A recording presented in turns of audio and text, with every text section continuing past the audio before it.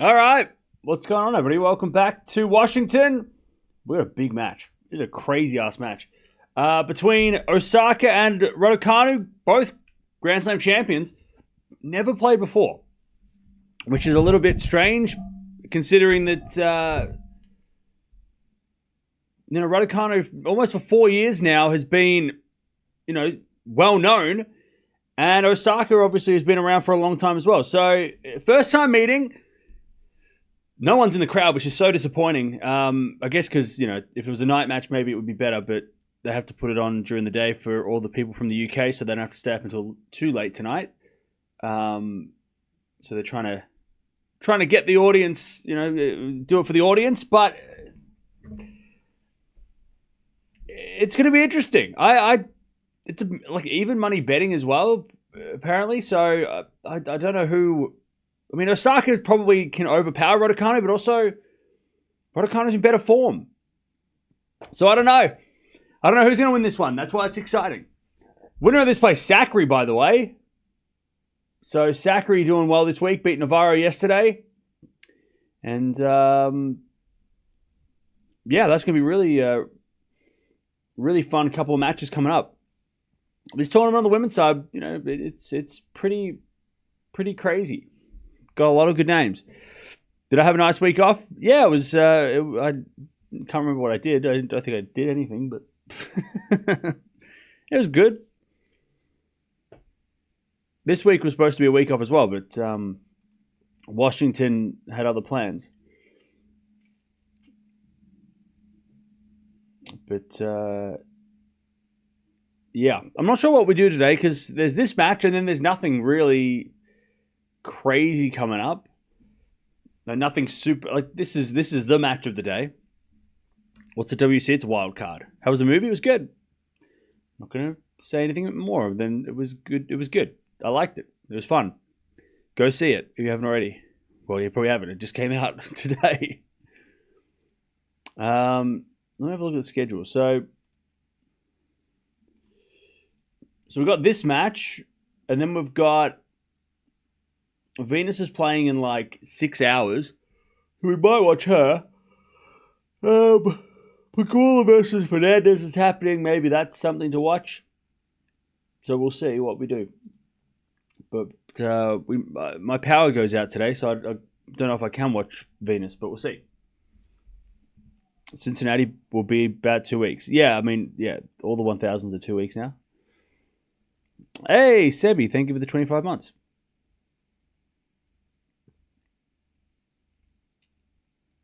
I want both of them to do well, but I have to choose cheering for Osaka. Okay. Yeah, look, if Osaka's not making errors, she'll win. I think that's I think she'll overpower, kind of like Sabalenka, right? Overpowering Raducanu happens. That's a thing that happens. But then again, Osaka might make errors because Osaka's been, does make errors. And if Raducanu can be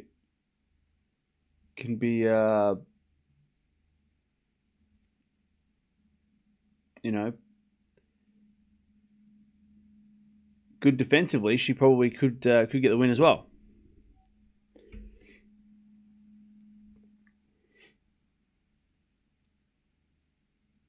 Yeah, we've got Canada Open next week. Who we drew from the US Open due to injury? Yeah. A lot of players pulling out of the US Open. A lot of big names.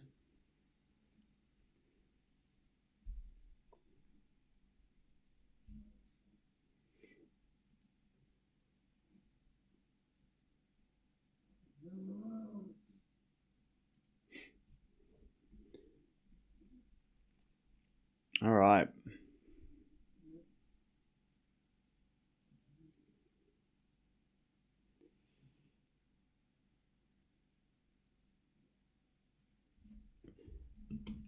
All right. God, Chad, it's so cold here. It's freezing. It is winter. I hope he's not injury prone, poor Hubie.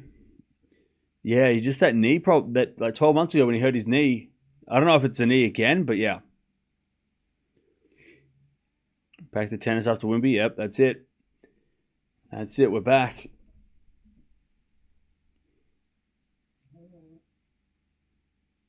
What other matches are happening? So we got this. The winner of this match takes on Sakkari. So that'll be on tomorrow. So that'll be fun. Possibly Venus versus Raducanu might happen as well tomorrow, which is kind of fun. Again, that'll be a night match. Kalinskaya Townsend's play. That's interesting. On the men's side, I don't think there's too much to watch. Yeah, I think on the men's side, unless we get Shelton Tiafoe, that could be fun. I don't think there's too much to watch on the men's side. Hey, charging, thank you for the 47 months. I missed the Venus match the other day. Amazing accomplishment. Yeah, it was. It's crazy. People were thinking that she wasn't going to win a game and that she wins a match in straight sets. It's good. It's fun. All right, here we go. Osaka to serve. I'm going to go with Raducanu in 3, but I think she'll just I think she'll just be more consistent. I think she'll just won't. She will make less errors. No way Venus wins tonight, right? I mean, she could. She could for sure win tonight. Double fail for Osaka and it's love 15.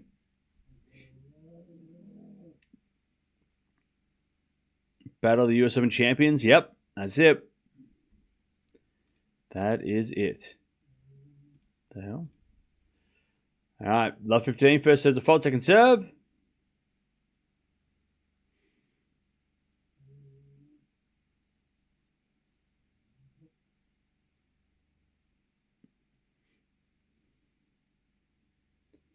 Serving in the forehand of Raducanu. Back in Osaka as Raducanu goes again the forehand of Osaka. The forehand of Raducanu in the nets. And it's 15-all.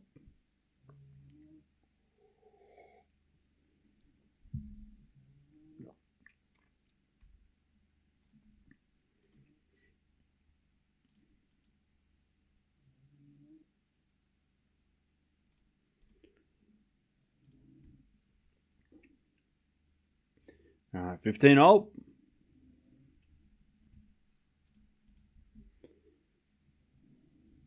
Serving the forehand of Raducanu.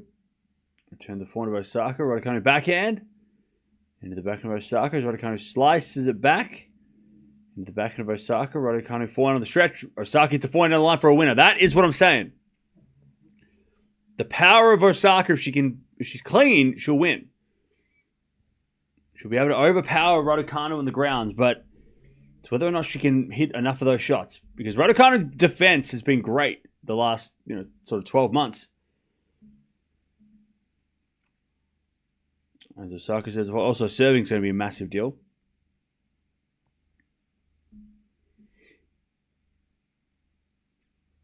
$30-15. As Raducanu return is a winner. Nice. 30-all. I can't believe Venus was getting hated on just by her wanting to play a farewell at Washington. Yeah, people were just I get why people get upset that older legends get wild cards over, but I always say to those people, are you really going to be watching the young player that gets a wild card? Are you really that? I think some people are hiding their concern for young players that are not getting chances for just not liking Venus or the players that get the wild cards, like Raducanu or Osaka, right? Osaka got a wild card. You didn't hear anyone say, Osaka doesn't deserve it. It should be given to some 15-year-old. You're like, what? But you're not going to watch that player, so why can't Osaka play? So I think people are just kind of going, Venus should retire, give the chance to someone else. The people that said that, they don't know what wild cards are for. Good serving for Osaka, advantage. Yeah, most people, I'm talking 2% of the population, the tennis population, were like saying, "Oh, Venus, Venus, not fair. This is not fair. Give it to somebody else." But like 98% of people were like totally fine with it. And also when she won, it was like a great reaction, right? Everyone was so happy. It was such an achievement. As that goes out by Raducanu, 1 love Osaka. Like, no, I don't think like we had like 2 people maybe come in and be like, "Why does Venus have a wild card?" But people ask that about all players that get wild cards. And I think she well and truly proved why she got the wild card. You'd rather see a young player coming up? Yeah, but okay then, who? Like if Venus, if you take the wild card away from, let's say, Venus, who do you give it to? Who do you give it to? Because who would you have given it to? That is playing this tournament or that played the qualies or something. Because Mboko got a wild card, young player, she got the chance. Osaka got a wild card, Sakkari got a wild card. I mean, who didn't get a wild card that deserved one? I'm looking at the qualies. I can't see too many young players that were like, robbed of not getting a wild card. Most of the players that were in the qualies are sort of, between 20 and 30. So I don't know where the other wild card would have gone. I don't know what young player would have been given the wild card instead. Osaka having a wild card would be appropriate. Well, she has a wild card. Love 15. There's always somebody. Who? You got to give us. If you can give me an example, that would be more helpful. To go, oh, this person should have given their wild card to this person, or they should have given the wild card to this person instead. Like that, that helps a lot more if you can give me an example. Because if there's no wild card, young players to give wild cards to, why would they? They're not going to give. There's no one to give it to. They're not just going to give it to the number 1,000 in the world for just because. Wild cards, by the way, are not just for young players. They're for players that bring former champions for I read like a really interesting I read something really interesting that was what wild cards are for, or who wild cards are for, and one of the things was like basically just talking about exactly like who why Venus deserved it or got it. 30-15.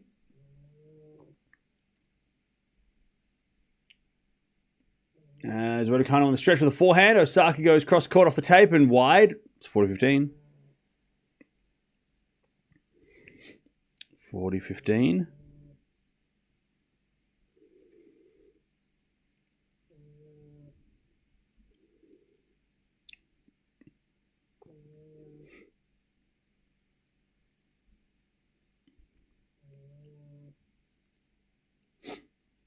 40-15. As Raducanu forehand to the front of Osaka on the stretch. Raducanu down the line is a winner. Beautiful shot, Raducanu, and it's 1-1.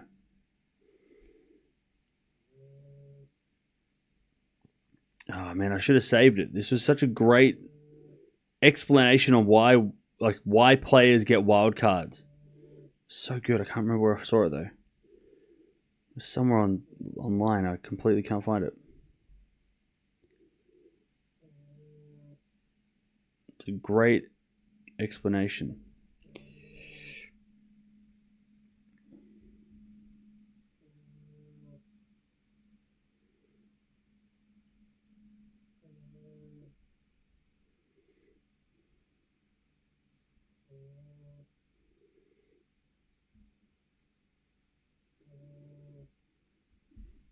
All right.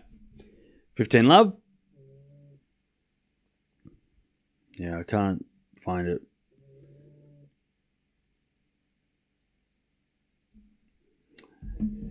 All right. Osaka serving 15 love.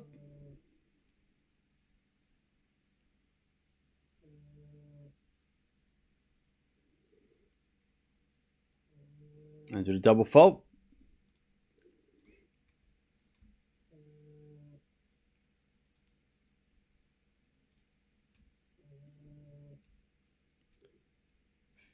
15 all. The colours on the new camera are a little blare. Yeah, well, don't worry about it. This isn't going to be here forever. Ace from Osaka, 30-15. Raducanu won only a title on clay, and Swiatek has her only title on grass. That's crazy. 30-15. As the return goes in the net from Osaka, from Raducanu, 40-15.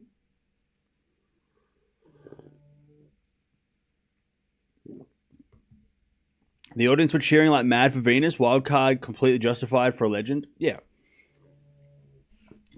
Yeah, yeah.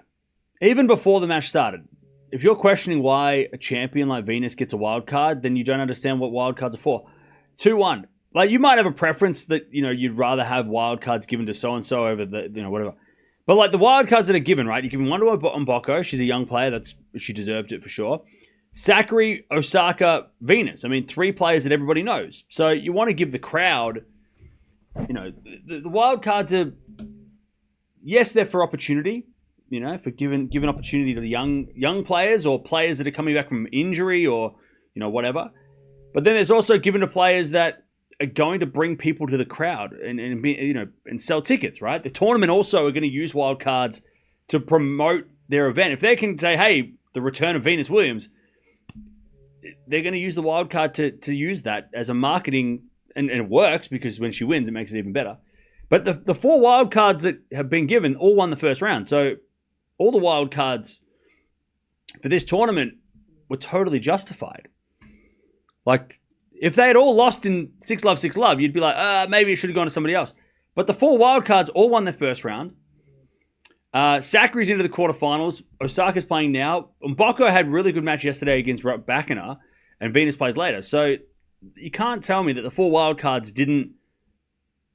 were not worthy of the wild cards, because they all won in straight sets in the first round. So they all they justified their wild cards by winning. Wild cards are not just about age; it's given players with potential to win. No, it's not even. I don't think it's even given to players that are going to potentially win. There's a lot of factors. There's a lot of things. Sometimes they're given to players that obviously they want to give a chance, to exposure to the big stage. A young player coming through, right? We know that. Sometimes they want to give it to players that, that are a popular player, because more people are going to go watch Venus Williams than they are going to watch some random 17-year-old that they've never heard of. And that's just a fact. Not that people shouldn't pay attention to that 17-year-old, but if you put a 17-year-old that nobody's heard of on center court, besides potentially a new champion. By the way, American doesn't need any more champions. They've got so many anyway. So to put a young American champion, potential champion on court, you go, well, there's already so many of those. So they don't need to promote any more players. There's so many. So Venus was much better choice. Or Osaka, even Sakkari. Sakkari, I think, made a final here once. Or won the tournament once, right? So, all the I have no problem with the 4 wildcards that were given. I think they were given out to the right players, and also they all won. So they all justified that. That was the right choice. The tournament made sense. 15-all. It's strange that that. By the way, Deb, can you send me can you, instead of just typing it all, can you send me the actual screenshot of that? That'd be really handy.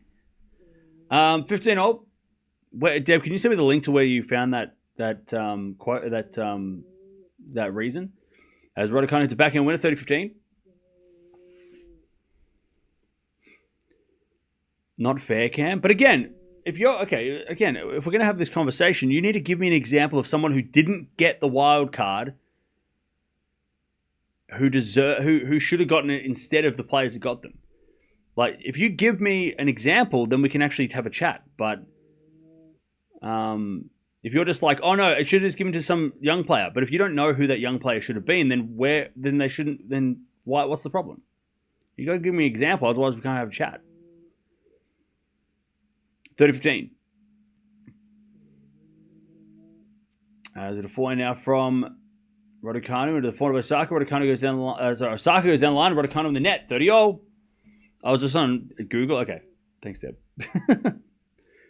I need to get some more, something a little bit more substantial. I saw like a literal like thing.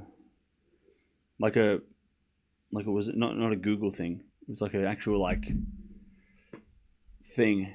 Like it was a part of the rules or something. All right, return goes in the net from Osaka, and it's 40-30.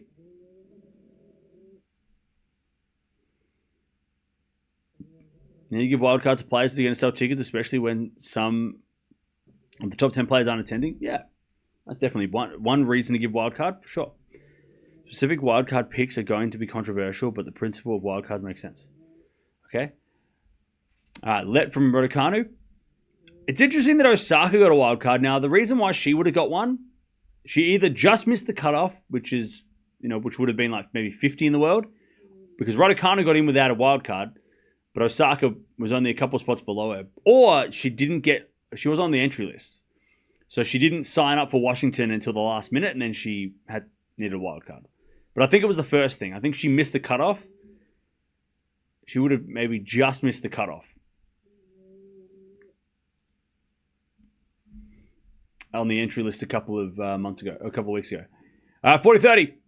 As Raducanu slice, Osaka's hitting the ball very hard and hitting it clean as well. She hits it wide that time. It's 2-0. But Osaka is hitting the ball very, very aggressively.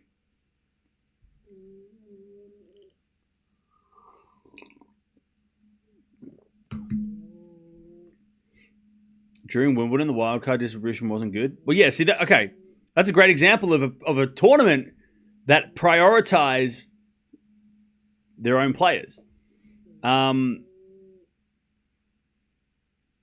and I mean, like, I guess the opposite of this would be the Wimbledon system, where they just give all the wildcards to British players except for maybe Kvitova. And, I mean, yes, some of them do well. Some of them win a match. But yeah, you're right. Mboko, Jovic, both got completely snubbed because they're not British. Or they're not a former champion like Kvitova. Like, Kvitova was the exception. As that goes out by Osaka, love 15. And I think a lot of people criticize Wimbledon for picking just their own, which is, they can do whatever they want. It's their wild cards, right? It's a tournament, can do what they want with wild cards. But I think that this is much better to give, rather than just giving to all, like, four wild cards to Americans. It's like, they could have given it to Dollarhide, who played qualies. They could have given it to, who else played the qualies? They could have given wild card to Townsend. Totally justifiable. They could have given it to Ngannou, who is a 19-year-old from Washington, born in Washington. I mean, why didn't she get one? That's wild. That's weird that she didn't get one. But she could have got one, right? They could have given it to her. They could have given it to those players, and then Sakkari and Osaka and Mboko would have had to play qualies. But they didn't. They went, okay, we're going to give it to Mboko, who's a young up-and-coming player that people are talking about. We're going to give it to Naomi Osaka, who everyone knows. Everybody knows who Sakkari is. Everybody knows who Venus is. So they went with the players that are more, star power. And I find that's fine. I think there's no problem with that. Whereas, Wimbledon won't go with all the locals. And that's fine too. But, I think there should be a mix, right? I think it should be... I don't think they should just go with, like, everybody needs to go with, you need to pick these players or these players. I think a couple of young players, a couple of former champions or former, Grand Slam champions that need a bit of help, and then some players that are maybe coming back from injury, right? That drop down the ranks. All right, 1540. Andy Roddick discussed choosing wildcards as well. Yeah, what did he say? 1540. There's a double fault. There's the break. Raducanu. There you go. It's justifiable. Wimby choosing their own. Okay, again. 707, why are you coming at me today? What's wrong? Why are you fighting me?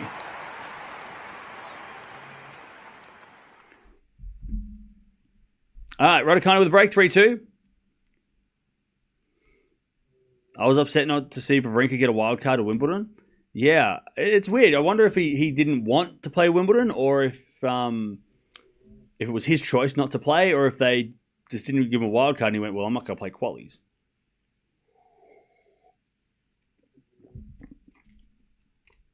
So, yeah. I like to see slams give a wild card to a deserving player from a country that doesn't have a slam or 1,000 event. Yeah, I reckon I want the fans to be able to choose one of the wild cards. I think fan voting for one wild card for Grand Slams would be great. That's what I want. I also want to go on a holiday to the Bahamas, but I can't afford it. Roddick said wildcards are literally made for players like Venus. Yeah. Yeah. Yeah.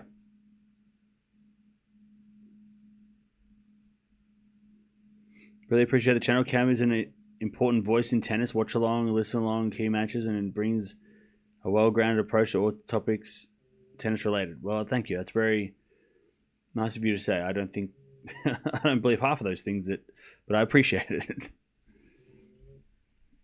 I don't think half of those things, but thank you.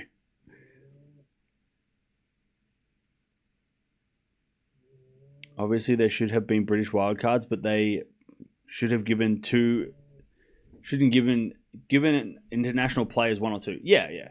But Wimbledon are notorious for giving wildcards to all their players, and that's because, unfortunately, there's not that many players in the UK that can represent. So they've got to have some British players in the draw. And the only way they can really do that is by giving wildcards, because otherwise they're going to just throw them in the qualies and try and hope for the best. Whereas America don't need to give wildcards to the locals because there's so many for the US Open, because there's so many players that can are representing America at the tournament. They don't need to give people wildcards as much. Whereas Wimbledon, they have a handful of players that are in the top 100, so they decide to give more chances to the players below. Yeah, Boison should have got a wild card, 100%.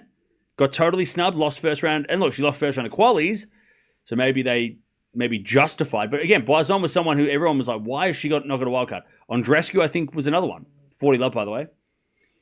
Whereas the French Open. By the way, if you don't know the rule, there's a rule that has between Australian Open, US Open, and French Open where two of the wild cards are given to the other two slams, countries of the other two slams. So there's always going to be at the Australian Open a French and an American wild card, because they're giving the wild cards to their other Grand Slams to nominate for somebody, right? Same with French Open, they give an Australian Open wild card, and then they give an a US wild card, and then the US Open will give an Australian and a French wild card. They don't have to use it. Maybe America doesn't need to use it, so they don't need to use it, but they do it. But Wimbledon don't do it. They're not part of that group, so they didn't sign up for that. That's why you see all British wildcards except for maybe one or two. One player that played, that won it twice, That they go, oh, all right, Kvitova, we'll give her a wildcard. 4-2 Raducanu.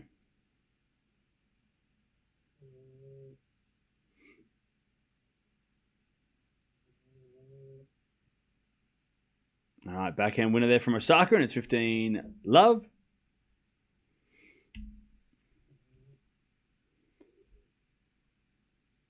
Boison never played on grass, so it was okay. Yeah, well, people weren't happy with it. I mean, a lot of people were not happy that Boison, after having a great French Open, didn't get an opportunity to play Wimbledon because 6 weeks earlier her ranking wasn't high enough. And I think there is, as we're going to ace down the T30 love, and you could, I think the tournaments in general need to, and I think most of them do this, but they need to also be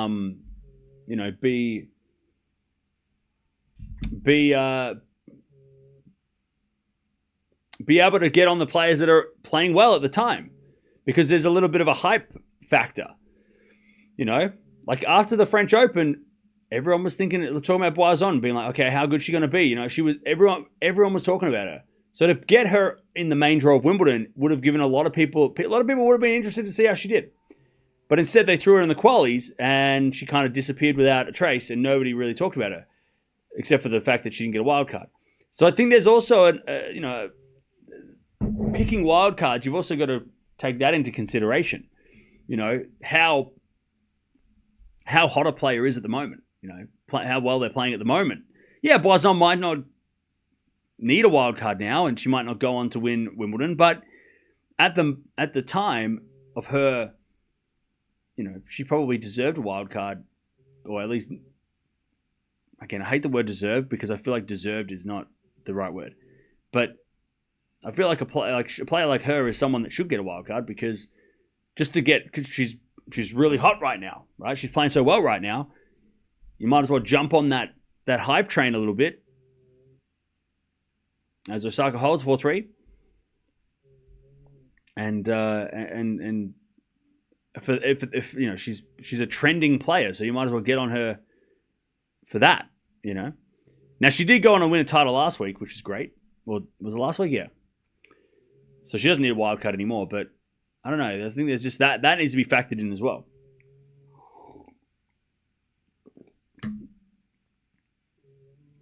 But there's only so many wild cards you can give out. You can't give out 20 wild cards. So you've also got to pick wild cards. Because you don't want to pick wild cards that lose in the first round 6-1, 6-1. Because that's a waste of a wild card for the tournament.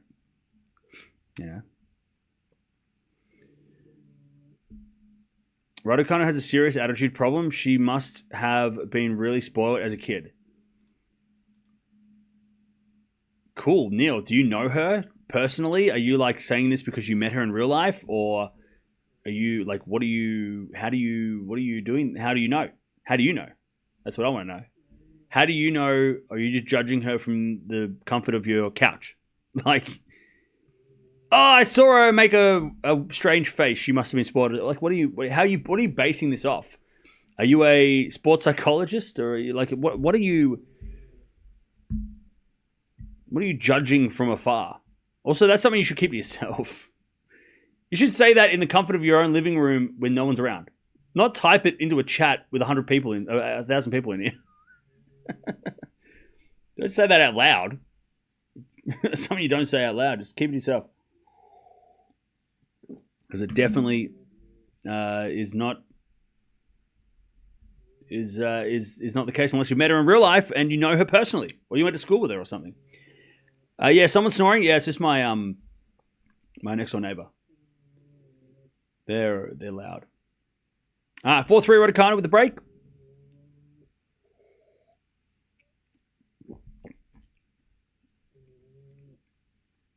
As we return now to the backhand of Raducanu, 4-0 from Osaka in the net. 15 love. If you're going to troll, check your spelling. Yeah.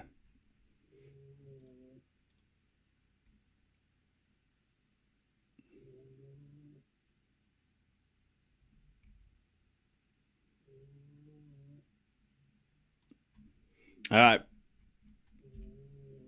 As we're backing out from Osaka, that goes out, and it's 30 love. She's humble and really friendly. Yeah. She seems like a nice person. All right, 30 love.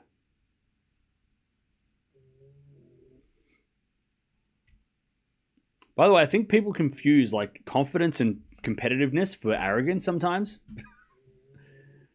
When I think I think Leighton Hewitt got that rap a lot as well. On court, he was this loudmouth guy, and people were like, "Oh, this guy's what's wrong with this guy?" But then off the court, he's super chill. And doing interviews, he's almost shy, and you're like, "Well, yeah." People, look at Rublev. On court, you would think that you'd be scared to meet him, but then off court, he seemed like the loveliest guy. So I don't know how you can't judge. I don't think you can really judge anybody's on court unless you've seen them off court. And off court, Raducanu doesn't seem, even on court, she doesn't seem whatever that guy was saying.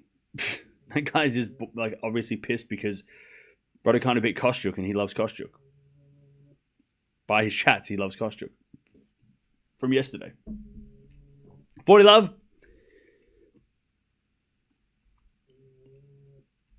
As we're back in the net from Osaka, it's 5-3 Raducanu. She keeps the break.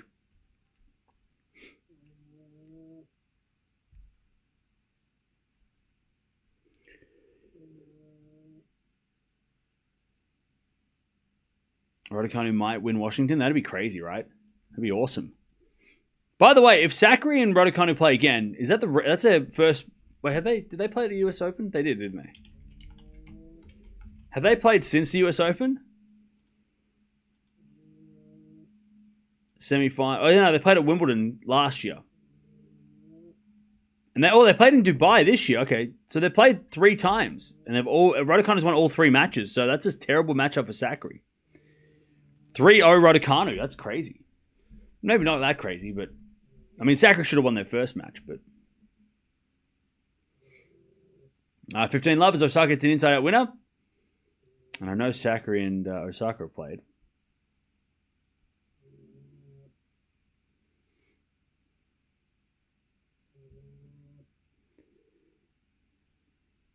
I really hope Raducanu wins another title. She will. She will definitely win another title. Anybody who's like... I mean, the people that don't want her to win another title are the ones that want to keep clowning on the fact she's only got one. I think most of the world want to see her win another one. And she will win another one. She's too good not to. 30-15. Like Raducanu will win another title. I don't know what level at title, but it doesn't matter. She'll win one. All right, 30-15.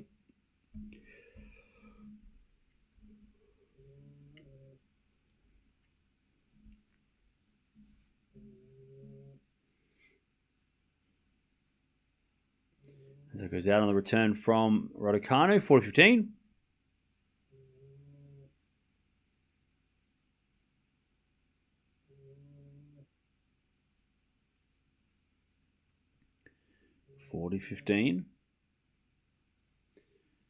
Osaka serves a fault. Second serve.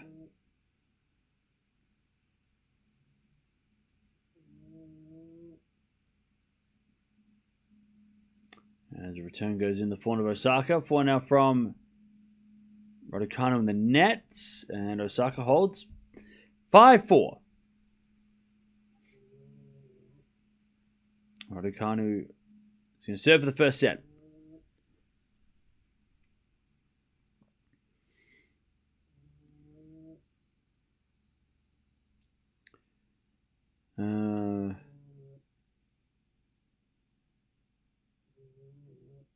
Cool. By the way, thank you, WG and Nits, for coming back for another month. Appreciate that. Just having a look here. Apparently there's Demonor is playing Lehechka. That's a crazy matchup. That is a crazy matchup.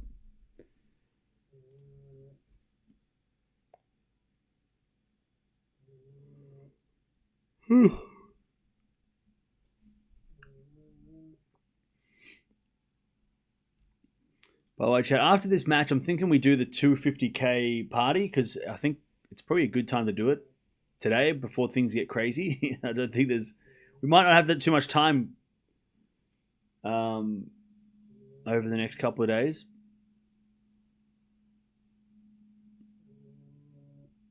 So I think today might be the day to do it before things get crazy. I'm not sure. I don't have anything planned, though. That's the problem. I just haven't had any time to think about... I haven't thought about planning anything. I'm not sure what we do. Besides just sit around and chill out.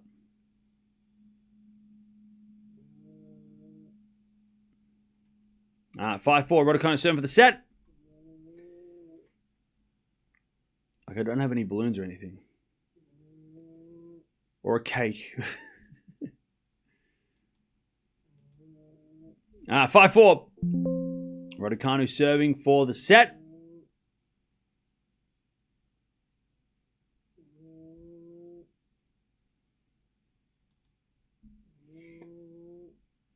As Raducanu serves.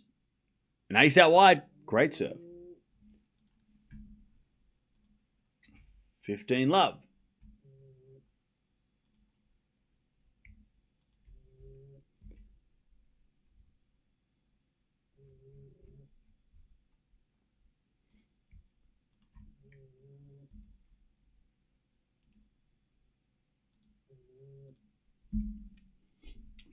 Love. Raducanu serves again. Fault. Second serve.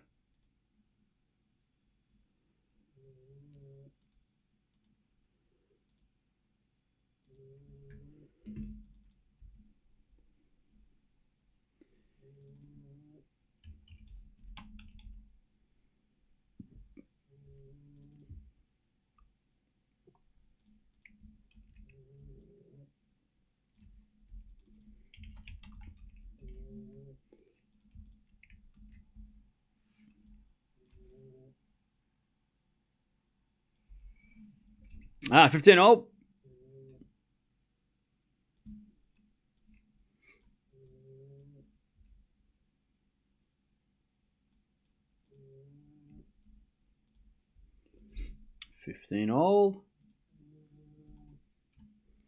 You know what? Maybe we can open some cards. I do have a pack of cards that we could open.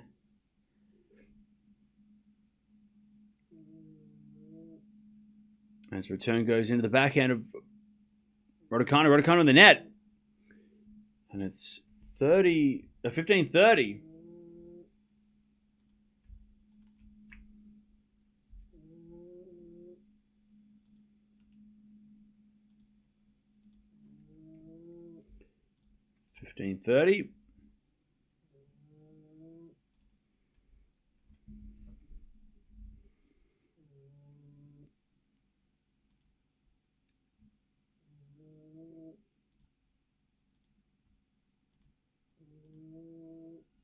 As Raducanu with a great serve.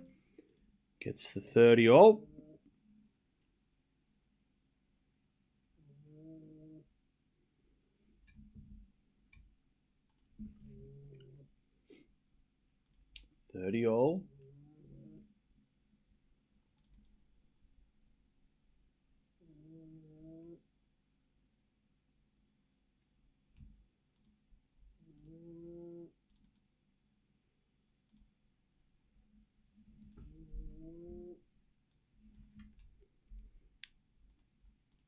As we get a let.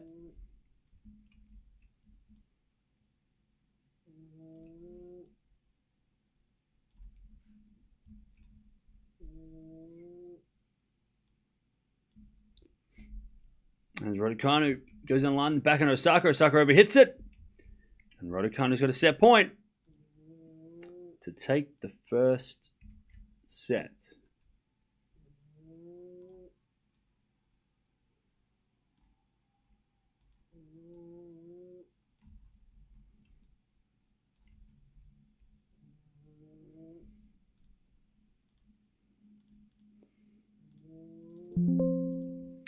As the return goes out, and there's the first set. Raducanu, 6-4.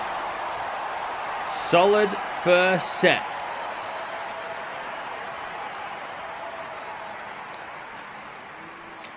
There was only one break point, in fact, in the entire first set, and it was Raducanu who got the break and the break point. She takes the set 6-4.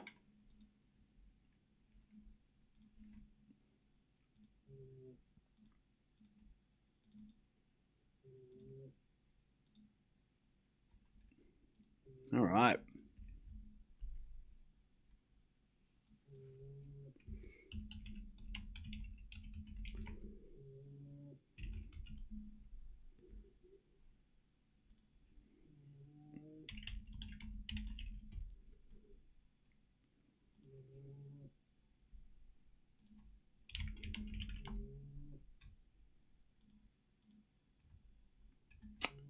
Okay.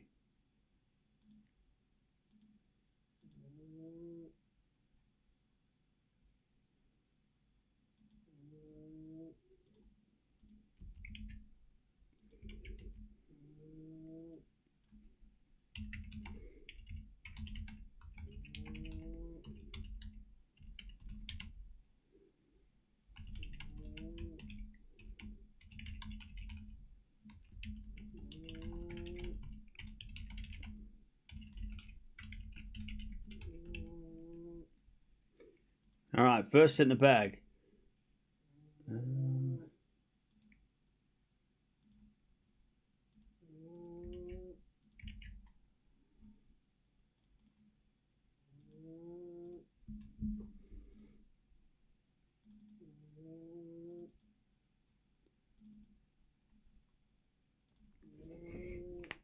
All right.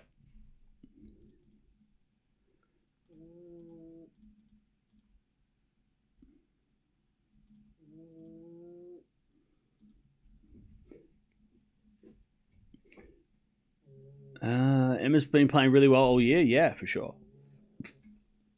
It's been place has been in Prague. Okay.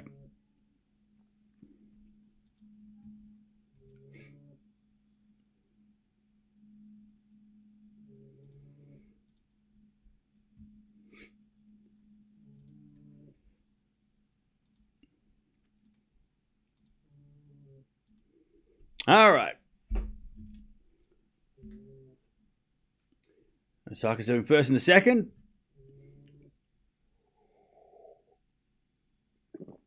As we get a backhand down the line, goes wide by Osaka. And it's 15, love 15. Can you see Osaka contending for a slam again? Of course.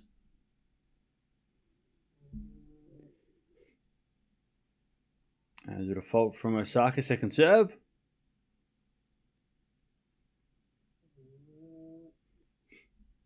Second serve. Into the forehand of Raducanu. Osaka backhand goes long. And it's love 30.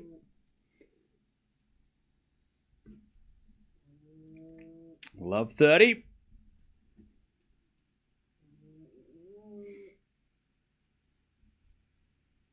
Love 30.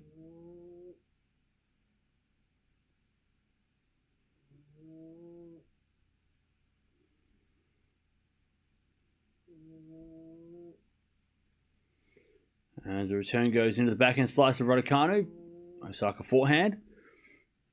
And into the backhand of Raducanu is Osaka with the forehand to the forehand of Raducanu.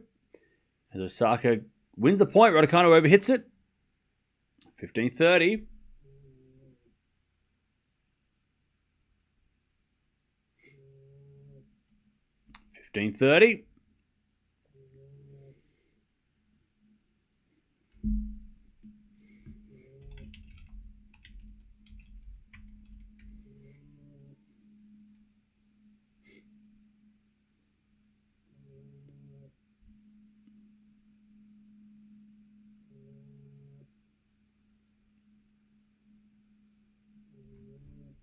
First serve is a fault, second serve. As Osaka hits it out, 15-40.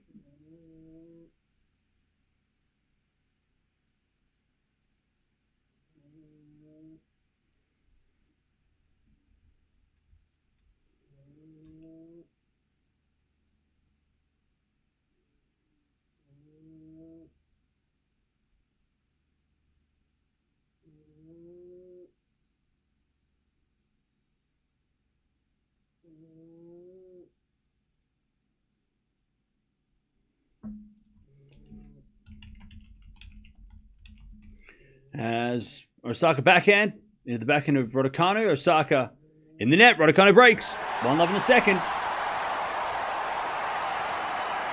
All right.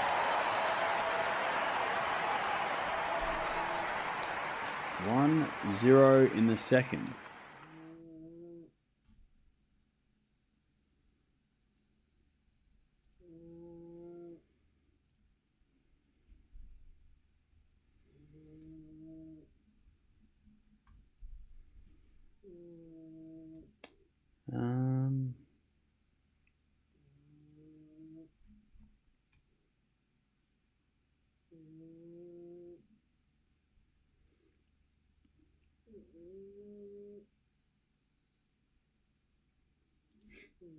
Cool. All right. Setting a break. Ugh.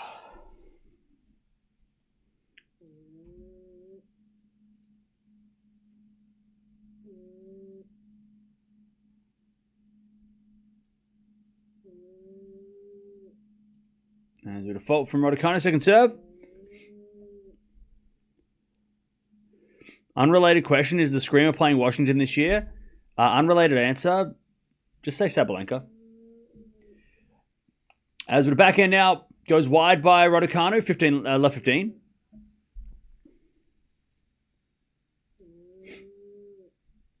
Love 15.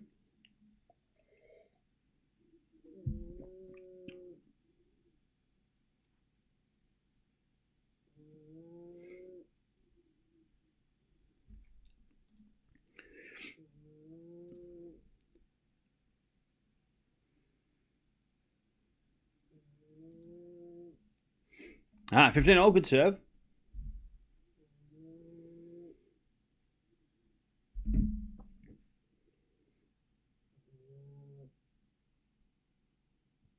As Raducanu serves again.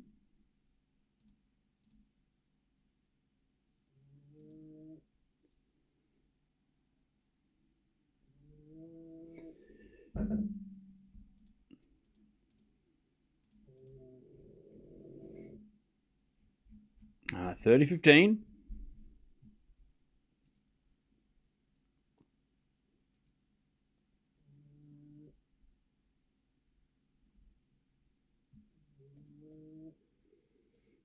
And Raducanu goes back into Raducanu. 4-0 from Osaka. He's a winner. Beautiful shot. 30-all.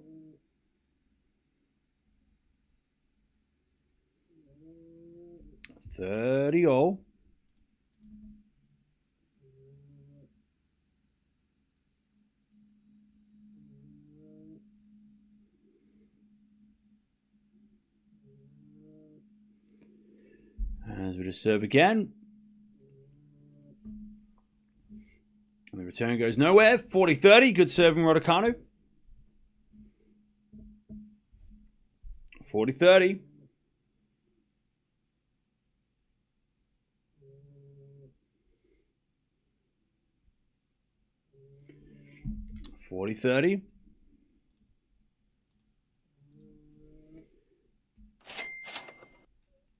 Great job, Cam. Hey, thank you, Anonymous. Appreciate the 5.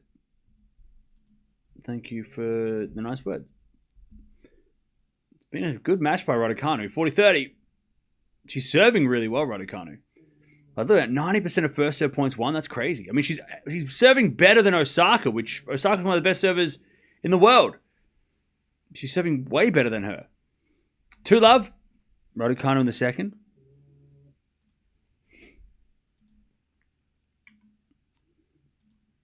To love. She's up a set and a break. Winner plays Sakari.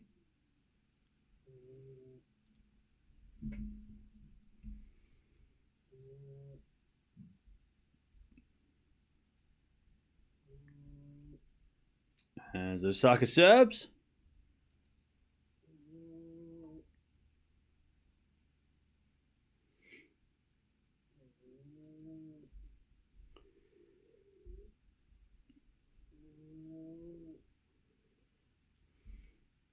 As it is served to the back of Raducanu.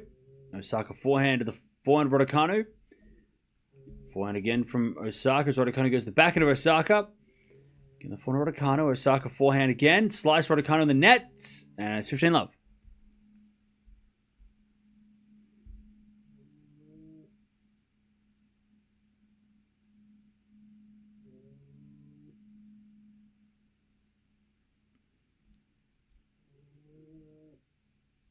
All right, 15-love.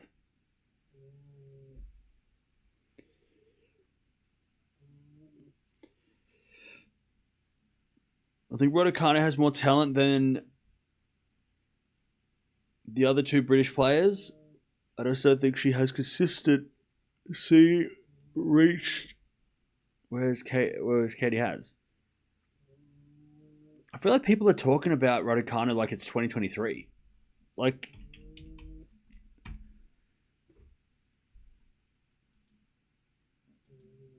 I think a lot of it's been 4 years, right? We learned about Raducanu 4 years ago, right? Wimbledon 2021, she broke out, had a good run, and then won the US Open. But I feel like people are still stuck in 2022, 2023, where she didn't back up the US Open, which was an impossible task. Then again, she did win. She did beat Serena in 2022. So I mean, she didn't do nothing. But I feel like a lot of the comments, and I'm not just pointing out that one comment. There's just a lot of people commenting on Raducanu in general. I feel like it's just old news. You're saying things that were true maybe 2 years ago. Oh, I just don't think she's consistent. I just don't think she can do it. She's blah, blah, blah. She is, though. She is consistent. Look at her ranking. It's slowly going up the ranks. Yeah, she hasn't won a title, and Katie has. But Katie hasn't been consistent this year. They've both been... I mean, if Katie was more consistent than Raducanu, she would be high ranked. The rankings show consistency. Sometimes they show an anomaly, right? You see one player do something crazy and they're inflated ranking, but Raducanu's ranking is not inflated. There's nothing that inflated her ranking. She's earned that by, winning here and there. Whereas, and look, Katie's had a great season as well. She had a great 18 months as well. But she would be higher ranked if she was more consistent. Consistency, I mean, Sabalenka's number one, not because she won every slam, it's because she's consistent. She's 5,000 points ahead of the second player in the world who has won a slam. So, the rankings reward consistency more than not. And Raducanu is, okay. So she's second behind Bolter just. They're basically trying to get the British number one. Looking at the live rankings, there's 7 points between them. So, but again, I feel like that shows that they're very similar. I don't think one is better than the other right now. The rankings show that. Have they played each other? That would be interesting. Let me have a look at Bolter. I know Bolter has won stuff. Bolter's made quarterfinals and finals. She won a challenger event, which helps. She made the Hong Kong final last year and made a semi-final last year.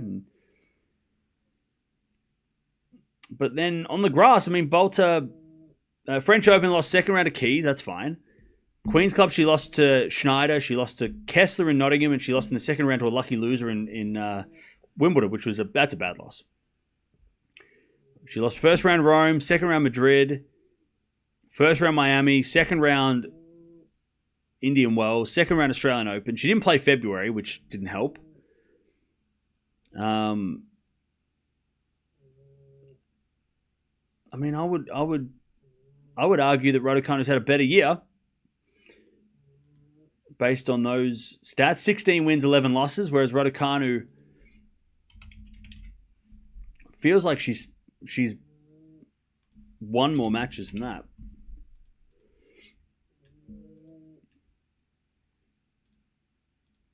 $18-14. Okay, pretty close.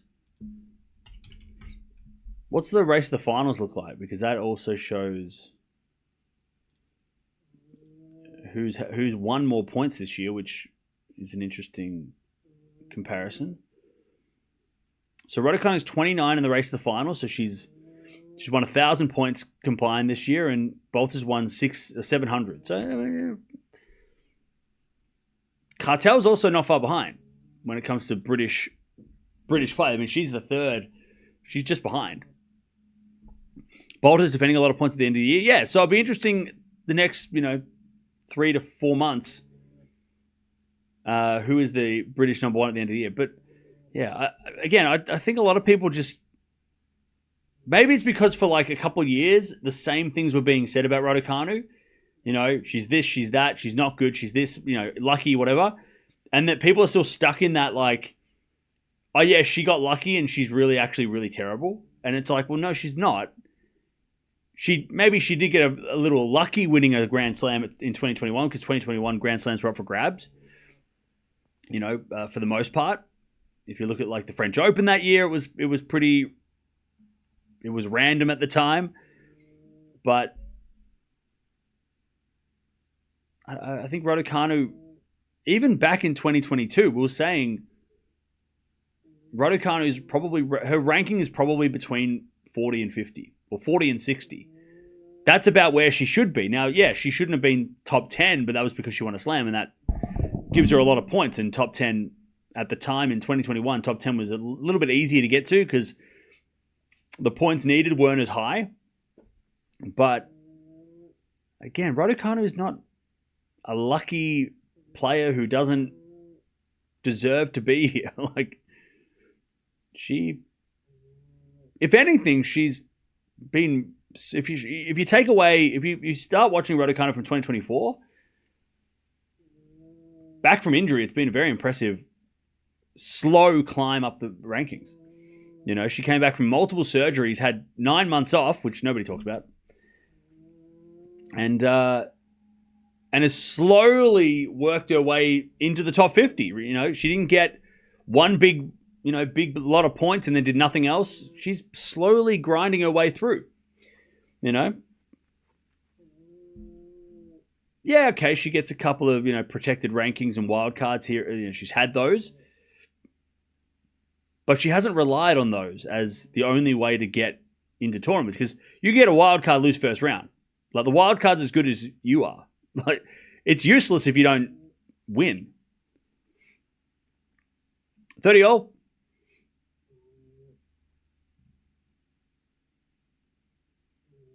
And I think Raducanu at this point, I think it wouldn't be crazy to think that she should be seeded at a slam next year. Like, she should be top 30 next year. Like, that should be top 30, seeded at the Australian Open or French Open or Wimbledon next year. That should be a realistic, that should be a goal. I mean, that should be a requirement almost. She should be seeded. That's the next step. As Osaka gets a win at 30-40. Like, seeded at the US Open, maybe a little bit too soon because she's going to have to do really well, like, now. But I think Raducanu being top 30 by this time next year and being in the seeds is realistic. Same with Osaka, though. Osaka also could be seeded at next year's Grand Slams, right? I think both these ladies seeding at the slams wouldn't look weird. It wouldn't seem strange considering how they played this year. All right, breakback point for Osaka. First break point against Raducanu today, as Osaka gets a 4-hand wide and Raducanu survives. Deuce.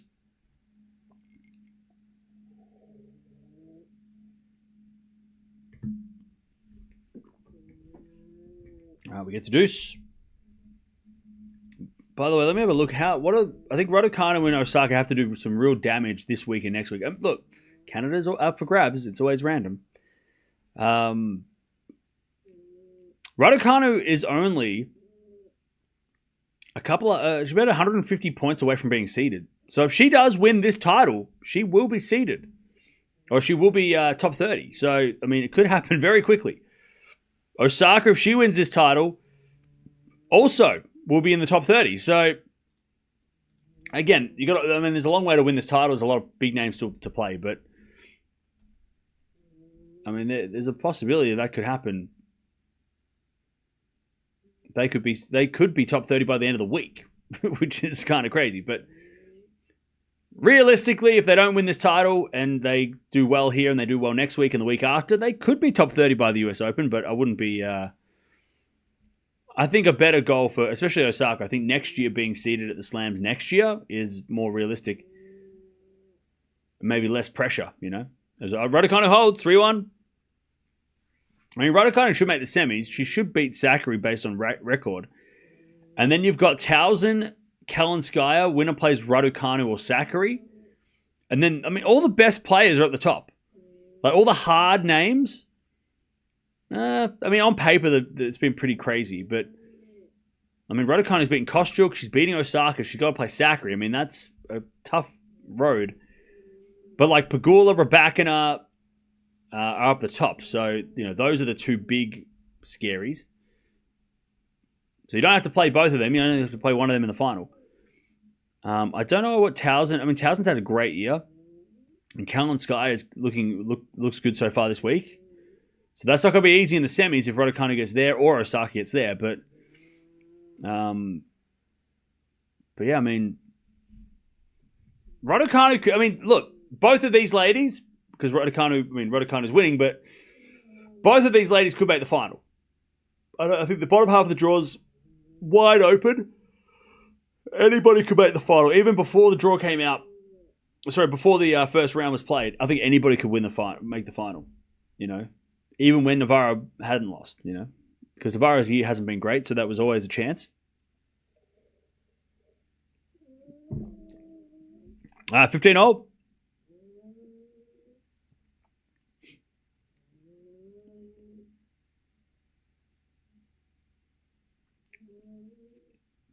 As Osaka serves an ace out wide, 30-15.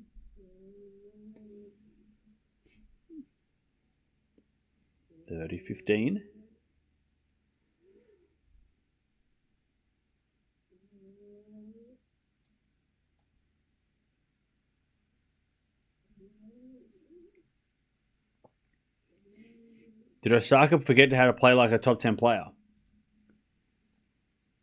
No, she had a baby. And then she has slowly climbing up the rankings. Also, she had a lot of injuries at the sort of end of last year, start of this year. She had injuries. But no, she didn't forget how to play like a top 10 player. If you look at her record at the end of before she went off tour to have a baby, she was having like mixed results, you know. So I would say no, she hasn't forgot how to play like a top 10 player. She's just trying to come back. All right, 30-40. Double break chance for Raducanu.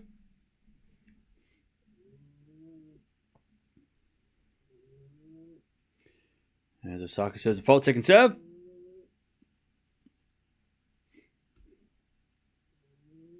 As the return goes back into Osaka, 4-0 from Raducanu. To the back of Osaka. Osaka hits it wide. Raducanu. 4-1 in the second. And Osaka's just like, what is going on? Raducanu with a double break in the second.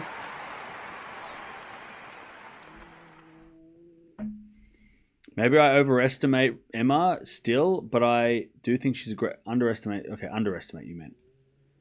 She isn't what we thought she could be, but I still reach...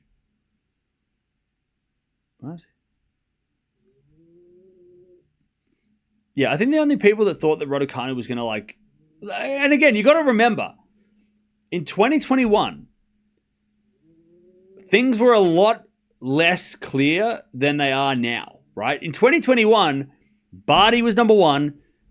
We didn't really know. I mean, I'll tell you, again, I think context matters because people like to be like, oh, well, you know, Swiatek and Sabalenka were playing then. Yeah, okay, but they weren't the same players they are now. Like, the top 10 was not as set as it is now. If I go back to 2021, July 21, right? That's probably the best time because that was when Barty won Wimbledon. And so this is what the top 10 looked like 4 years ago today, around 4 years ago today. Barty was number one. Osaka was number two.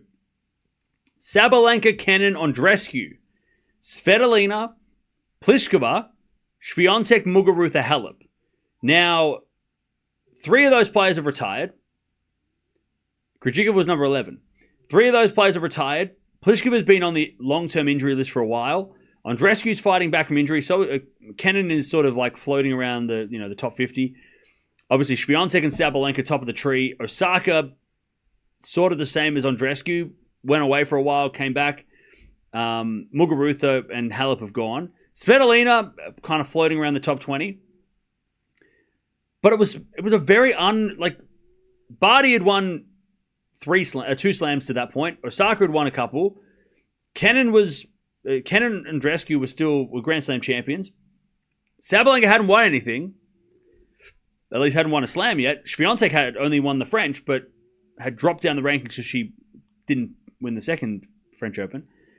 Pliskova made the final of Wimbledon. That's why she was in the top. Svitolina maybe could won. She won the WTA final, didn't she? No, Muguruza did. Muguruza won the WTA finals. That's why she was so high ranked. But 2021 was so different. So Raducanu winning 2021 US Open was a perfect time because there was no set between these five players, someone's going to win, right?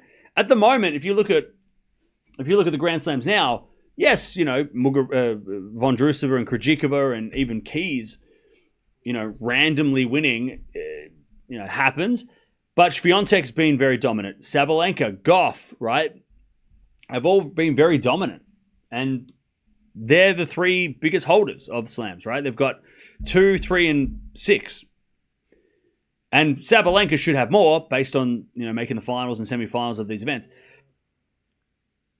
But 2021 was not like now. Like now is a lot more predictable. Raducanu doing well at slams. Pegula's consistent. 4 years ago, it was very random. And it was very hard to predict who was going to win. So it was a perfect opportunity for someone like a Raducanu to win. 15-all. As the return goes out by Osaka, 30-15. So it was always going to be tough. I mean, look at Krejcikova. She lost the first round of the French Open the following year after winning the title in 21. She lost first round in 22. I mean, Barty didn't even play Wimbledon 22. She retired, right? So that was a shame. So Wimbledon was up for grabs. I mean, maybe if Barty had continued, she would have maybe had more Wimbledons. I don't know.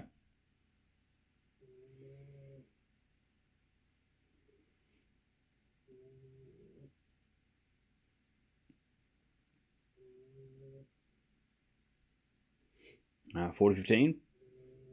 As we return now to the forehand of Raducanu. Osaka goes with the forehand winner, 40-30. It wasn't random. Barty was head and shoulders above the rest. Yeah, but that is random, Timothy, because Barty wasn't winning everything. Barty was still losing. Like she lost the Olympics, she lost at the US Open. Like Barty wasn't dominating the tour. Yeah, she was well and truly number one, but she wasn't. It wasn't like Jannik Sinner last year, right? Where it was like Sinner wins everything unless Alcaraz stops him. Like that, it's not like Barty wasn't like Swiatek was in 2022. 2022 Swiatek was a lot more dominant than Barty was. And I love Ash. She broke the drought for Australian Open, but she wasn't as dominant as she was just definitely the best player on the planet. Like there was no doubt that she was number one. As we get a backhand winner from Osaka, we get to deuce. So yeah, but then again, look at 2022, right? Swiatek was dominant, but after that, if you only got one dominant player, unless that player wins everything, then if that player loses, then it's open for everybody else, right? So again, it is random. Besides, yeah, Barty played well in 21. But like you take Barty, if Barty lost, who was going to pick Bencic to win the Olympics? Who picked Raducanu to win the US Open? Look at the US Open. Once Barty lost,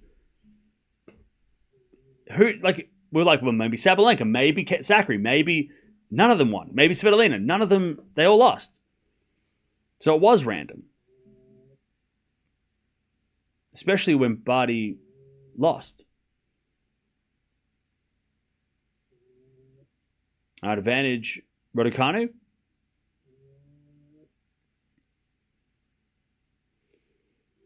As Raducanu says a fault, second serve.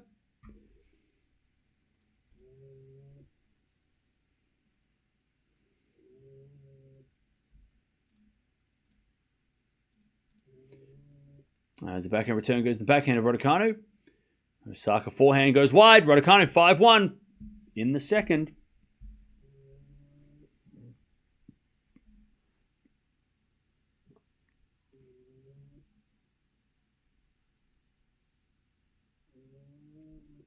All right, 5-1.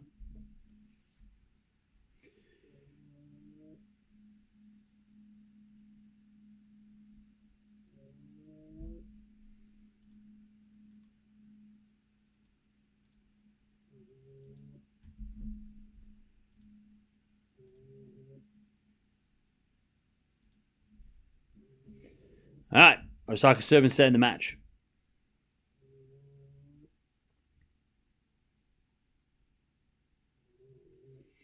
As with a backhand rally. Osaka off the tape into the forehand of Raducanu. Comes to the net. Up goes a lob by Osaka, but it's long. Love 15.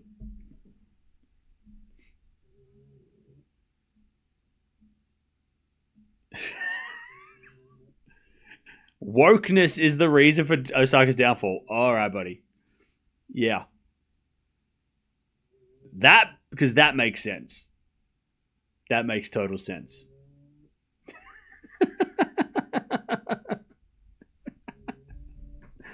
Yeah. It's her political views. That's why. That's why she double faulted. Because she has 7 double faults because of her. Because her wokeness, or whatever you just said.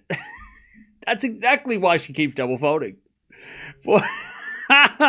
Come on. You gotta be smart at that. Come on. That's crazy. That's like a stretch. That's a bridge way too far. That's like, come on now. That's too much. All right. Come on now. Anyways, love 30. As Raducanu hits a return wide. 15-30. Come on now.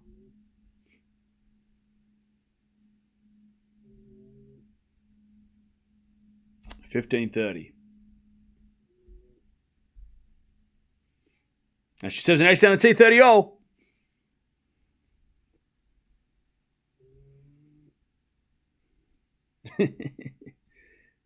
Go woke, get broke. Yeah, that's why she double folded. That's why she got broken. Get it? Because break of serve, because of a broken serve, remember? You got broken. Go woke, get your serve broke. 30-all. Osaka gets it wide. Oh, she's about to get broke. 30-40. Hey, leave your political opinions at the door, please. Come on. You don't need to try and connect everything to politics. It's fine. We can have fun and enjoy the game. 30-40. As the return goes in to the net by Raducanu, and we're back to deuce. Come on now. Come on. You don't need to make everything into a political nightmare. There's enough of that shit going around. You don't need to... Yeah, we don't need to do that here. It's fine.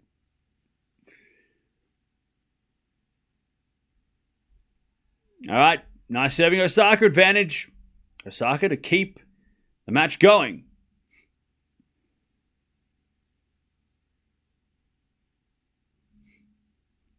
I'm sure that Osaka is big on stream for spare chance. Yeah.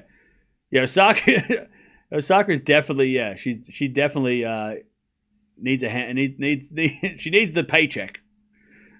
I'm sure she's doing fine. Poor Osaka definitely crying at the press conference. Why do you sound happy about that? That's weird. Bro, why do you sound happy? She's definitely crying at the press conference. What are you, psycho? By the way, Patrick Mouratoglou I don't think is there at the moment. So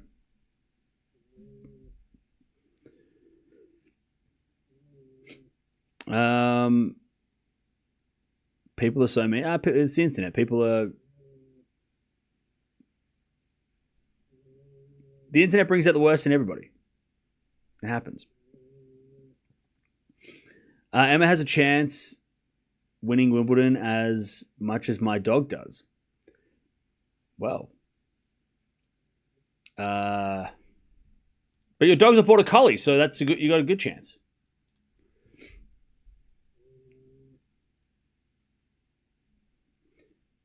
I feel Patrick is already looking around for the next player. No, he's not. Is Swiatek playing Montreal? Yeah, she is.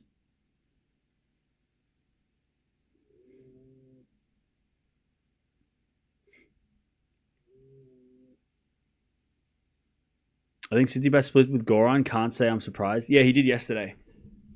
I'll tell you though, God, I read what Steph said, and I'm like, man, well, I get it. Like sometimes coach and player, they don't work, but I'm like, why do you have to? Why do you say that? Why do you say that? I don't know. I didn't. I think Steph just didn't need to say anything about the split. I think he could have just been like, you know what? It happened. We move on. Like when I read his comments, I was like, oh God. Like, because people, I could see that people were commenting because, the internet, about like that he couldn't hack it and all that stuff. Yeah, Steph just needed to say nothing. Just the Goran split. He's like, yep, just didn't work out. Like, just say that. You don't have to be like, yeah, didn't work out because blah, blah, blah, blah. We don't need explanation. You can just be like, yeah, it just didn't work out. You don't need to. I mean, but then again, Goran, maybe he just wanted to, I don't know. Maybe he wanted to have his say after Goran, like defend himself after what Goran said. I don't know. I just feel like I don't know. It just sounded. So I'll read it out so then you can make your own mind up. 15-0.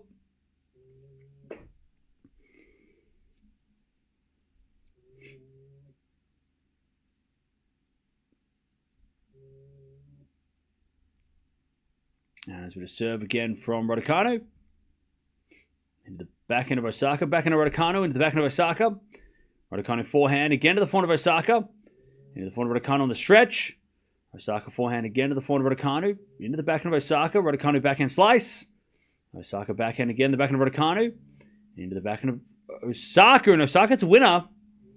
15-30.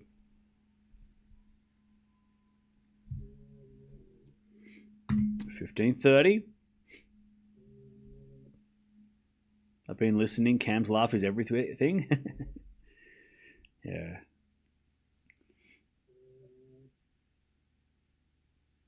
Yeah, I just find things funny. If you don't laugh then about things, then you'll just cry. The world's too serious. We need to just have some fun. 15-30.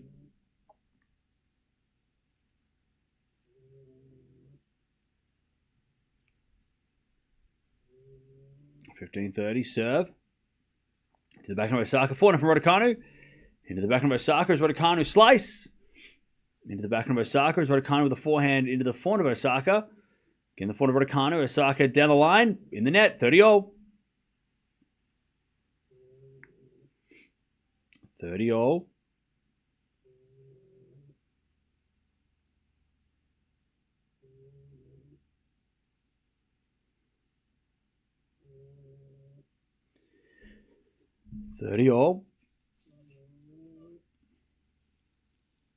Goran doesn't have much luck with coaches. I reckon, you know what Goran should do? I know I said he should coach Zverev, but I think what he should do is not coach anybody for the rest of the year. I think Goran would be better coaching someone young who he can mold. That might be better than coming in trying to change somebody. Like trying to help somebody. When I say change, I mean help, right? Trying to change somebody's habits and help them. Because he's, like we said yesterday, he's coming off, coaching Djokovic. As Raducanu gets another match point, 40-30. Like he'd be better off coaching like maybe an 18, 19-year-old player who doesn't quite know what's going on and how to handle the situations, and he could instill what he learned from Djokovic in that young player. That would be great for that player. All right, backhand return goes into the forehand of Raducanu. Osaka backhand. Into the backhand of Raducanu in the net, and it's deuce. Rather than coaching somebody who is, between 25 and 30, who's kind of set in their ways and kind of feels like they know what they're doing, and he comes in and goes, well, you don't know what you're doing because you haven't won, you should be better than you are, and trying to like improve somebody by instilling Djokovic work ethics into them, which maybe doesn't suit them, or doesn't, the way Djokovic plays tennis doesn't, or goes about his tennis doesn't suit players, or whatever the reason, right? Maybe he should coach somebody who doesn't is starting from scratch almost. Maybe that's a better use of his coaching. To coach somebody and who doesn't have those habits and doesn't have their habits and isn't set in their ways because they're just getting started. That might be better for him and better for the person that he coaches. Because if he goes and coaches someone that, he's going to get pissed off Goran because if he keeps going to players, I guess, that have their routines and have their ways and have, set in their ways, he's not going to be able to change those people into a Djokovic, more of a Djokovic work ethic or more of a coaching. He's better off starting from zero. I think that might be better. I don't know who that would be, but he might be better off starting with coaching a young player who doesn't have, who doesn't know anything yet. Who he can, mold into a great player. Anyways, Raducanu, match point number 3. Served down to the forehand of Osaka return is in, and Raducanu comes in, puts a forehand down the middle. That's too good. That's a very impressive win by Raducanu. 4-2. I mean, Osaka didn't serve great, but God, Raducanu, so solid. And Osaka looking disappointed. It was a tough draw. We knew this coming in. It was a very tough draw. It still is tough with Zachary coming up next for Raducanu, and there's still Townsend and Kalinskaya. It's still a very tough draw, but that's a very good win by Raducanu. Big win against Osaka, first time playing. Didn't Goran coach Rebecca for a while? Yeah, he was coaching, but that situation was a bit messy with the old coach, and the situation wasn't ideal. He's probably better off coaching someone who just doesn't have baggage, really. Maybe that's the word, right? Or any sort of anything, Even though I'd love him to coach Zverev because I feel like he could elevate Zverev, but the thing is Zverev willing to? Would he be willing to give up what he believes is the right way to play and how he believes the right way to play go about tennis is? Would he let Goran take over? That's what they have to. That's what these players have to do. They have to let Goran. They have to do what he says. So this is what Steph said. Tsitsipas after the split with Goran. Very difficult to have dictators and people who speak negatively, and you don't feel like they're close to you like family. That's what he said. He said, when I work with the right people, with people that I choose and make me feel comfortable, there is a mood. Comfortable doesn't mean that I stop training whenever I want, or that I tell you how much exercise I want to do. Because when Goran spoke, everyone was thinking that Tsitsipas was just lazy, right? And that's what he's trying to. That's what Steph is commenting about, trying to not that anybody. I don't think anybody thought Steph was lazy, but maybe he felt that was the perception. And then he said they are the ones who have a common line, who know how hard we work and what we want to achieve through the work we put in, but also maintain a friendly atmosphere throughout it all. It is very difficult to have dictators and people who speak negatively, and you don't feel like they are close to you like family. So he's obviously saying that, well, if my parents said this about me, I'd accept it, but because Goran we're not family, we're not close. You just being negative is not going to help me.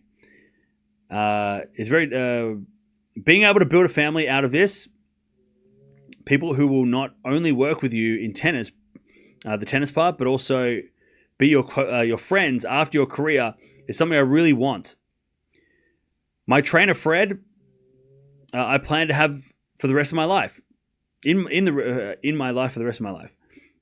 He's not just a person who will be with me for the next 10 years. He's also a member of my family. So, I mean, yeah. It just didn't work out. And he wants people that are going to he wants a certain environment, and that's just.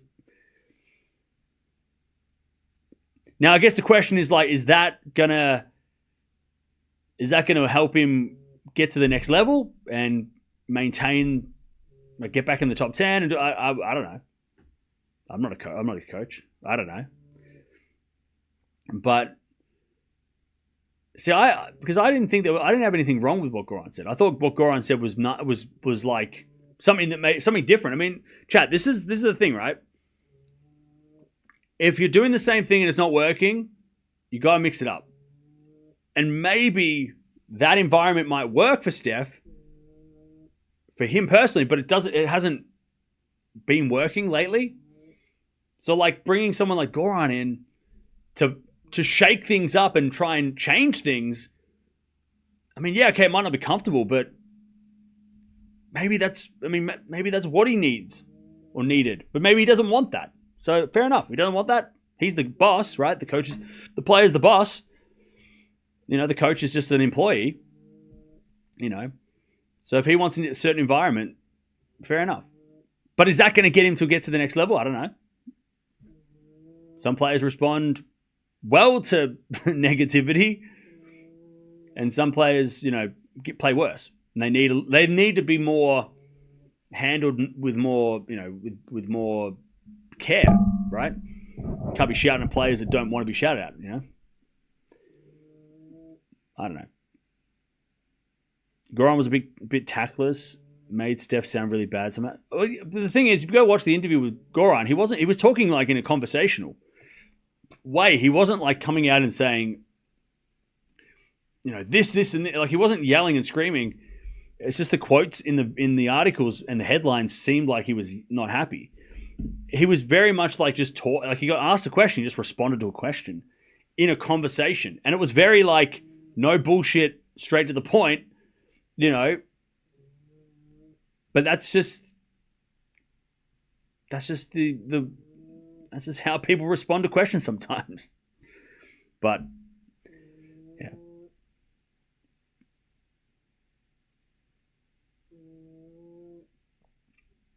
Maybe what would have been better for Goran would be going in with a softer approach, and then as they built the relationship a bit better, but then again, it's like, well, I don't think Goran, after what happened with the Raducanu situation, I think Goran wanted to stuff around. I think he probably was like, look, if I'm coming in, I'm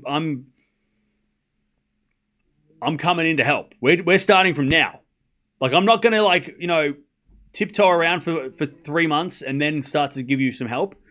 I think Goran was like, look, I've dealt with, we don't know what happened with Raducanu's situation, but from the outside, it seemed like, Raducanu, obviously, her coach got suspended, and Goran came in to help, but he wasn't the one making the decisions, that possibly the old coach was. And even now, we look now, Sanguinetti is the coach at the stadiums, but we know that Vukov is still coaching Raducanu. We've seen him on the practice courts, like outside of the tournaments and stuff. So he's still the one that's like calling the shots. He's the coach, but the coach at the stadium is relaying the message. Goran probably didn't like that situation, didn't want that situation, obviously, because he wants to be the boss. So he's the coach. He wants to call the shots. He wants to, instill his knowledge. He doesn't want to be sitting there and be like, the face of the coaching team, but not making any decisions. So he probably was, again, maybe he was just fed up with that situation. So he's like, you know what? Next person I coach, I'm just going to come in. I'm just going to tell you, this is what you need to do. Let's get it done. And obviously that maybe didn't work. Yeah. So that's why I'm saying, like, if the next, like, I think that if he worked with Zverev, it could end the same. Zverev might not appreciate Goran being forward, because we have seen Zverev work with Lendl, and Lendl, I think it would be is a similar, like, no bullshit, like, this is what you have to do. If you don't want to do this, then you're not going to do it. Maybe Goran would be better off working with a younger player who doesn't have all those things, right? Doesn't have, old coaches that are still around. Doesn't have, isn't as, I don't know what the word is. I mean, it's not ego. It's more just like, doesn't have baggage. and doesn't have that. I don't know. Just doesn't have that doesn't have those habits. Like from what I read from that, Tsitsipas has a way of going about his coaching and the way he plays and the way he trains. And it's like he wants somebody to come in and fit that mold. He wants somebody to come in and fit his situation. Goran wants to come in and help somebody and fix what they're not doing, right? That's why it didn't work. Goran wanted to come in and go, you need to change things if you want to be, because Goran's job is based on the results of the players that he coaches, right? If the player plays well, Goran gets credit. If the player loses, Goran will get credit for that loss. So Goran comes in, tries to do his job. But Steph obviously maybe wants somebody who's a little bit more, has a different approach to doing that and fits his situation more than getting someone in to fix the situation or change the situation. That seems to be what I read from all of this. So maybe Goran working with Zverev might not work if Zverev doesn't want somebody to come in and change things. So maybe Goran would be better off not coaching anybody for a while, but then at the end of the year, coaching a young player or coaching I'll tell you Prismic. I think I saw him playing today. He's playing literally right now. He just lost. But Dino Prismic, who played really well a couple of years ago against Djokovic, someone like that, who's like a challenger level player who, has got talent, but is probably going to be willing to take a lot of Goran's advice because, of course, he would know, right? But again, somebody said in the chat, can they afford him? That's the question, right? Who can afford Goran? Is Goran going to be able to... Is someone lower ranked going to be able to afford to pay for Goran? He might be an expensive coach, right? So, yeah.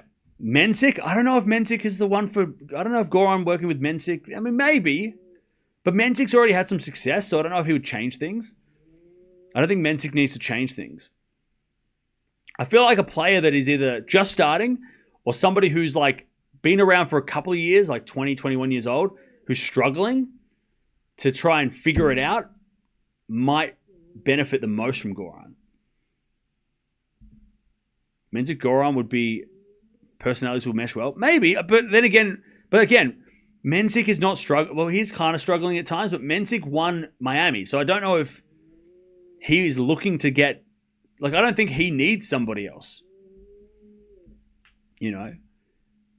Whereas somebody who's like I said, somebody who's struggling,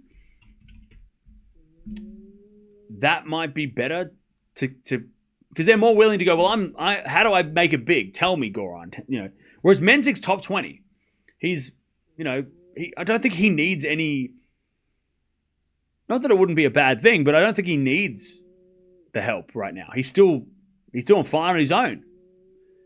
Whereas, Tsitsipas, Zverev, these guys that we talk about who Goran we thought would work well with, are guys that are trying to take their game to another level.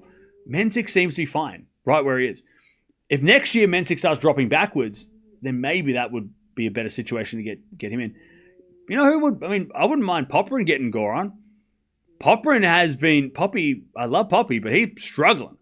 Popyrin has been struggling to win matches back-to-back. I would love Goran and Poppy to work together. I think that'd be great. And it would help. I think they've got a similar game. Not left-handed, but I think Poppy would be someone who would be awesome for Goran to jump on board. Yeah, Wayne Ferreira is working with Poppy. I know that, but Poppy's results compared to last year have not been as good.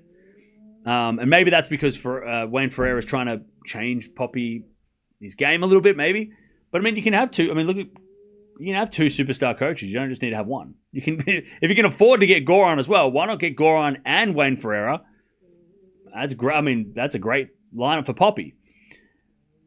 I'm just having a look here. Who else is who's like a young player who maybe has been struggling the last 12 months?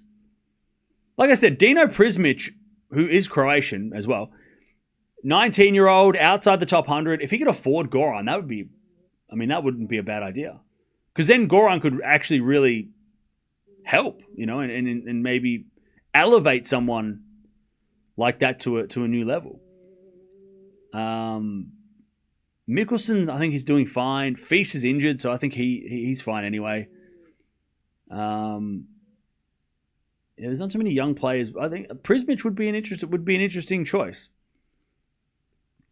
Goran working with Rune would be interesting. Ooh, what about Rune? I know Rune's had success, but I feel like I don't know. It could end badly though. We love Holger, but sometimes he does kick out coaches. But Rune, Goran. I feel like Rune might. If Rune Goran could work, it could work. Especially I think I think the big sell would be having Goran be Rune's Djokovic's former coach. Maybe Rune would be more would keep him on for that. I don't think Agassi's working with Rune. I think they're not working. Oh my God, people get so confused. Just because a player and a former professional tennis player are on the same court doesn't mean they're coaching each other. Agassi is not. There's no confirmation. They just were on the same court at the same time once, and they got a photo. Just like Tony Nadal is not coaching Zverev. He's too busy. Agassi is not coaching Rune officially. There's nothing. He mentored him for one coaching match. There's no. By the way, speaking of Rune, he did just get Djokovic's old trainer.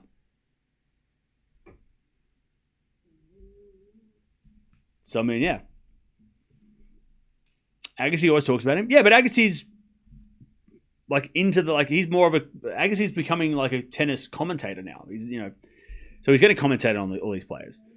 Agassi's becoming more tennis, having the he's in the limelight a whole lot more, not as a coach, but as a tennis commentator, and he's great. I love listening to Agassi,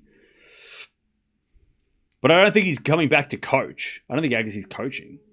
He's there to mentor. He's given Alcaraz tips and stuff. I think he's there to help one player become one thing. I think he's there just to kind of give wisdom to any player who asks him questions. But I think Goran and Rune would be interesting. That'd be really interesting. If it works, it could be. And especially with Rune getting Djokovic's old trainer, obviously there's a physical part of that Rune wants to fix because that's something that's holding him back. Why not get Goran as well? That would be kind of sick though. I think Rune getting Goran would kind of be awesome. I think it would work. I think it would work. If maybe Goran learns from this City Pass situation to go, okay, the next person I coach, I'm not going to come in and just be like, you're doing everything wrong. Maybe Goran comes in with a little bit more, he doesn't come in so, maybe so bullish. He maybe he learns that, okay, next time I'm coaching someone, I'm gonna hold back a little bit. and maybe not not just look, Goran will learn from this situation as well, right? But I would love Goran to work with Rune. I think if that could work, that could work. And it could. Rune. Everyone's saying who's the big three. I think Rune very capable of playing Alcaraz and Sinner. We know he can beat them, so he just needs to get the physicality going, figure out the physical part, and also why not get the? I know he's got his old coach again. He's always been there though. But we get Goran involved. Shit.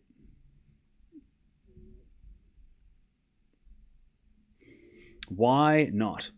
All right, chat. What we're going to do is I'm going to send you over to the. We're going to have a little party because we can celebrate 250K. I know it was we're almost at 260 now, but before Wimbledon we got to 250K. So we're going to do that while we have some time today to do the two. So we can continue these conversations over there. So jump over there. We'll be back in about 5 minutes. I'll go fill up my tea, and then we can go and celebrate. I don't know what we're going to do, but we can just kind of shoot the shit for an hour or so, while we wait until something else happens. We can talk about the matches. We can talk about Goran. We can talk about whatever you want to talk about. We can just chill. But Raducanu gets the win. 6-4, 6-2. Very impressive match. And she now takes on Sakkari, which is going to be a very interesting quarterfinal matchup in tomorrow, I think it is. It'll be tomorrow. But jump on over and we'll hang out and talk about stuff.